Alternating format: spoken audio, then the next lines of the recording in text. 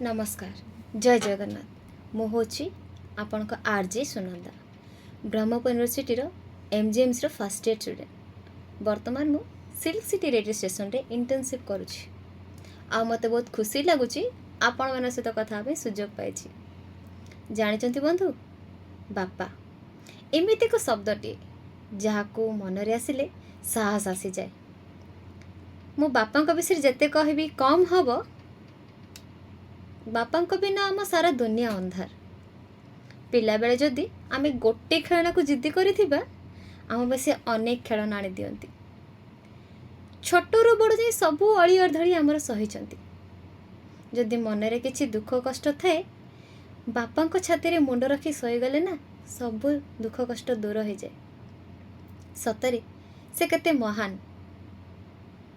हेले बंधु आजिर युवपीढ़ी बापा ठार दूरे जाऊँगी कहीं जदि यार उत्तर जानते आम कमेंट सेक्शन रे ता उत्तर निश्चय देवे आउ ए वीडियो को आपण बापा सह शेयर करेंगे आउ कहे आपण तांको केते भल पाती। नमस्कार।